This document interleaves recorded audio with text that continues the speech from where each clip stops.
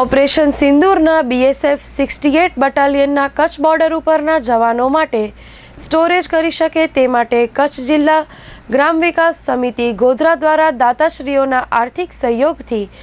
8 deep ફ્રીજનું લોકાર્પણ કર્યું છે। કચ્છ જિલ્લા ગ્રામ વિકાસ સમિતિ ગોધરાના પ્રમુખ અરવિંદભાઈ જોશી અને માંડવીના સામાજિક જૈન અગ્રણી દિનેશભાઈ મણીલાલ શાહે માહિતી આપતા જણાવ્યું હતું કે દાતાશ્રી Nishit education and welfare foundation Mumbai તરફથી 6 ડીપ ફ્રીજ અને દાતાશ્રી નવલભાઈ વેદ પરિવાર અને રાજુભાઈ વેદ પરિવાર તરફથી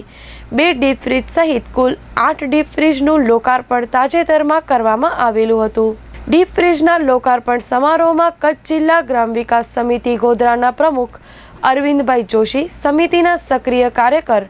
અને ગોધરા તાલુકા માંડવીની સરકારી હાઈસ્કૂલના પૂર્વ નિવૃત્ત આચાર્ય નીતિનભાઈ ચાવડા, નખત્રાણા લોહાણા મહાજનના પ્રમુખ રાજુભાઈ પલ્લણ અને અંધજન મંડળ KCRCના મેનેજર અરવિંદસિંહ ગોહિલ ઉપસ્થિત રહ્યા હતા।